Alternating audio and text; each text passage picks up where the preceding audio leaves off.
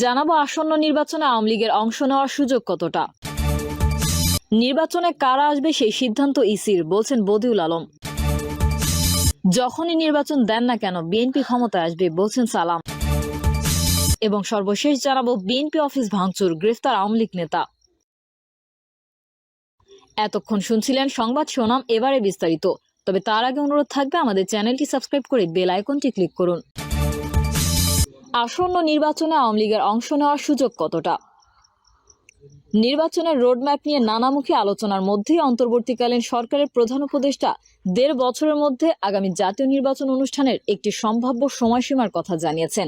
এরপরেই প্রশ্ন উঠেছে, গণঅভ্যুত্থানের মুখে ক্ষমতাচ্যুত আওয়ামী লীগ সেই নির্বাচনে অংশ নিতে পারবে কিনা। আগামী নির্বাচনে আওয়ামী লীগের নির্বাচনে অংশ নিতে বাধা আছে কি নেই, সম্প্রতি এই নিয়ে নির্বাচন ব্যবস্থা সংস্কার কমিশনের প্রধান বদিউল আলম মজুমদারের বক্তব্য ঘিরে নতুন করে আলোচনা তৈরি হয়েছে। গত বৃহস্পতিবার রংপুরে এক অনুষ্ঠানে তিনি সাংবাদিকদের বলেছিলেন, এই মুহূর্তে আওয়ামী লীগের নির্বাচনে অংশ নিতে তিনি কোনো বাধা দেখছেন না। তার এই বক্তব্য প্রত্যাখ্যান করে ওই রাতেই বিবৃতি দেয় বৈষম্য বিরোধী ছাত্র আন্দোলন। পরে শুক্রবার রাতে জরুরি সংবাদ সম্মেলন ডেকে সংস্কার কমিশনের প্রধান বদিউল আলম মজুমদার বলেন এবং তার বক্তব্যের ব্যাখ্যাও দেন। তিনি বলেন, আওয়ামী লীগ, বিএনপি বা অন্য কোনো দলকে বাদ দেওয়া কিংবা ভোটে সুযোগ করে দেওয়া কোনো বিষয়, এটা আমাদের প্রস্তাবের বিবেচনার মধ্যেও নেই। শনিবার বৈষম্য বিরোধী ছাত্র আন্দোলনের আহ্বায়ক হাসনাত আব্দুল্লাহ বলেন, গণহত্যায় জড়িত আওয়ামী লীগের বিচার হতে হবে, তার আগে আওয়ামী লীগের নির্বাচনের প্রশ্নই অপ্রাসঙ্গিক। বৈষম্য বিরোধী ছাত্র আন্দোলনের মতো একই অবস্থান বৈষম্য বিরোধী ছাত্রদের আরেকটি প্ল্যাটফর্ম জাতীয় নাগরিক কমিটিরও। নির্বাচন সংস্কার কমিশন মনে করছে, বর্তমানে নির্বাচন কমিশনের যে আইন রয়েছে তাতে আওয়ামী লীগকে নিষিদ্ধ করা না হলে কিংবা বিচারিক প্রক্রিয়ায় দলটি দোষী সাব্যস্ত না হলে তাদের ভোটে অংশগ্রহণের একটি সুযোগ রয়েছে। গত জুলাই-আগস্টে ছাত্রদের আন্দোলনের সময় গণহত্যায় জড়িত থাকার অভিযোগে এরই মধ্যে শেখ হাসিনা সহ আওয়ামী লীগের নেতাদের বিরুদ্ধে তদন্ত শুরু করেছে আন্তর্জাতিক অপরাধ ট্রাইব্যুনাল। ট্রাইব্যুনালের চিফ প্রসিকিউটর তাজুল ইসলাম বলেন, গণহত্যা ও মানবতা বিরোধী অপরাধের অভিযোগে ব্যক্তিদের বিরুদ্ধে তদন্ত চলছে।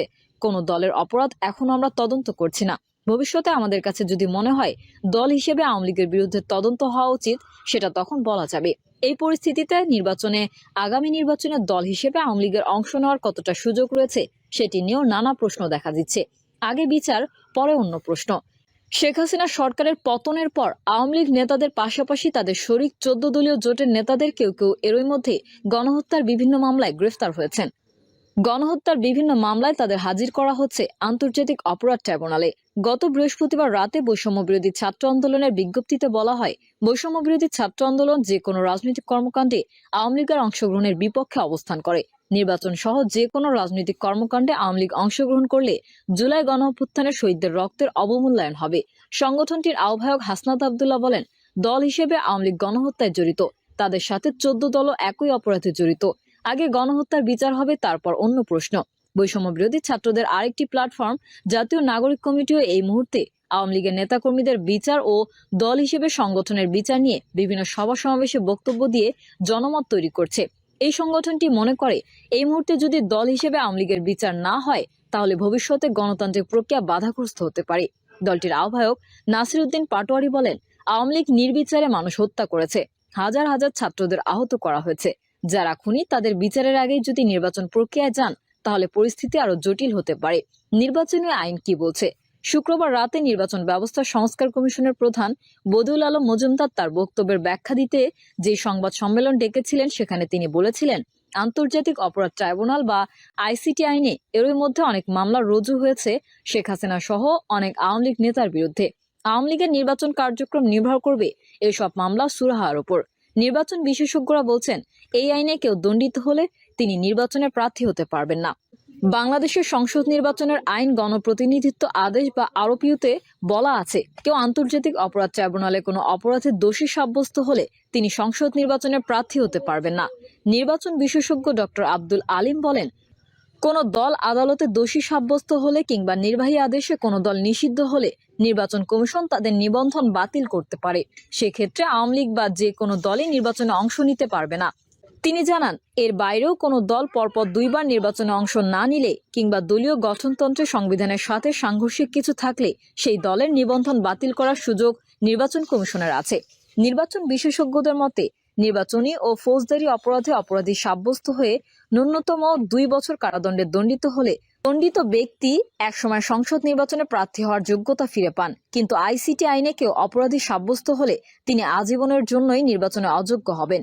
নির্বাচন ব্যবস্থাপনা সংস্কার কমিশনের চেয়ারম্যান বদিউল আলম মজুমদার বলেছেন, তারা যে সংস্কার প্রস্তাব আনছেন সেখানে আইসিটি আইনের এই ধারা বাদ দেওয়ার কোনো পরিকল্পনা তাদের নেই। ট্রাইব্যুনাল ও আওয়ামী লীগের বিচার। নির্বাচনে কারা আসবে সেই সিদ্ধান্ত ইসির, বলছেন বদিউল আলম। নির্বাচন ব্যবস্থা সংস্কার কমিশনের প্রধান ডক্টর বদিউল আলম মজুমদার বলেছেন, নির্বাচনে কারা আসবে কারা আসবে না, কারা যোগ্য বা কারা যোগ্য না সেটা দেখার বা সিদ্ধান্ত নেওয়ার পুরো এখতিয়ার নির্বাচন কমিশনের। এসব আমাদের এখতিয়ারের বাইরে। আমাদের কাজ হলো নির্বাচনী ব্যবস্থা সংস্কারের ব্যাপারে প্রস্তাব দেওয়া। বদিউল আলম মজুমদার বলেন, নির্বাচনী ব্যবস্থা সংস্কার নিয়ে মানুষের মধ্যে যে আগ্রহ, আবেগ ও উচ্ছ্বাস সেটা আমরা উপলব্ধি করছি। আমরা কোথাও গেলে মানুষ দুটি কথা বলতে চায়, আমাদের মনের আকুতি ব্যক্ত করতে চায়, তারা বিভিন্ন প্রস্তাব দিতে চায়। ইমেইলে হাজার হাজার মানুষ মতামত দিচ্ছে। তাদের সবার আকুতি একটি সুষ্ঠু নিরপেক্ষ নির্বাচন হোক, যার মাধ্যমে আমাদের গণতান্ত্রিক ব্যবস্থাটি একটি ভিত্তির উপর দাঁড়ায়। এটা জন আকাঙ্ক্ষা, সেই সঙ্গে আমাদেরও আকাঙ্ক্ষা। আমরা সততা ও নিষ্ঠার সঙ্গে প্রস্তাবগুলো দেব। মানুষের কাছ থেকে যেগুলো শুনেছি ও আমাদের জ্ঞান, বুদ্ধি, অভিজ্ঞতা সেগুলো ব্যবহার করে আমরা কতগুলো প্রস্তাব দেব, কিন্তু বাস্তবায়ন আমাদের দায়িত্ব নয়। সরকার, রাজনৈতিক দল ও নির্বাচন কমিশন বাস্তবায়ন করবে। নাগরিক হিসেবে আমাদের সবার সেখানে ভূমিকা থাকবে। জনগণ সুষ্ঠু নির্বাচন চায় উল্লেখ করে তিনি বলেন, আমাদের কিছু অজানা আছে, তা আমরা জানতে চেয়েছি। তবে আপনারাও জানেন, আমরাও জানি কি ঘটেছিল। প্রত্যেকেই অবাধ সুষ্ঠু নির্বাচন দেখতে চায়। আবার যেন এমন নির্বাচন না হয়, আবার যেন পুনরাবৃত্তি না ঘটে। এই যে অপরাধের যেসব ঘটনা ঘটেছে, হত্যাকাণ্ড ঘটেছে, মানবতা বিরোধী অপরাধ, এবং একই সঙ্গে আমাদের নির্বাচনী ব্যবস্থাকে নির্বাসনে পাঠিয়েছে, এটার যেন অবসান হয়। রাজনৈতিক দলের পক্ষ থেকেও দায়িত্বশীল সুপারিশ এসেছে। তারাও চায় যে একটা সুষ্ঠু নিরপেক্ষ নির্বাচন হোক। অনেক দল গণহত্যার সঙ্গে জড়িত, তাদের নির্বাচনের সুযোগ দেওয়ার বিষয়ে সুপারিশ থাকবে কিনা জানতে চাইলে বদিউল আলম মজুমদার বলেন, আমাদের নির্বাচনী ব্যবস্থা নিয়ে সুপারিশ থাকবে। ওইসব প্রশাসনিক ও আইনগত সিদ্ধান্ত নির্বাচন কমিশনের মাধ্যমে সেসব সিদ্ধান্ত আসবে। আগে যা ঘটেছে তার যাতে পুনরাবৃত্তি না ঘটে, নির্বাচনী ব্যবস্থাকে যে নির্বাসনে পাঠানো হয়েছে সেটা ফিরিয়ে আনতে সবাই বদ্ধপরিকর। যখনই নির্বাচন দেন না কেন বিএনপি ক্ষমতায় আসবে, বলছেন সালাম। বিএনপি চেয়ারপারসনের উপদেষ্টা আব্দুস সালাম বলেছেন, যখনই নির্বাচন দেন না কেন বিএনপি ক্ষমতায় আসবে। তিনি বলেন, অন্তর্বর্তী সরকারের ভাষ্য বিএনপি ক্ষমতার জন্য পাগল হয়ে গেছে। আসল সত্যি হলো বিএনপি ক্ষমতার জন্য পাগল না। বিএনপি চাইলে 5ই আগস্টের পর আন্দোলনকারী দলকে নিয়ে জাতীয় সরকার গঠন করতে পারত, কিন্তু করেনি। বিএনপি নির্বাচন ছাড়া ক্ষমতায় আসতে চায় না। আব্দুস সালাম বলেন, আওয়ামী লীগ ছাড়া সব দলকে নিয়ে নির্বাচন হবে, কারণ আওয়ামী লীগ ভারতের দল। গত 15 বছর ভারত ঠিক করে দিয়েছে এদেশে কিভাবে নির্বাচন হবে। এখনো তারা আওয়ামী লীগকে ফিরিয়ে আনার জন্য ষড়যন্ত্র করছে। তিনি আরো বলেন, আওয়ামী লীগকে ফেরত আনতে বিএনপি ঠেকা পড়েনি। বিচারের পরে আওয়ামী লীগ ফিরতে পারবে।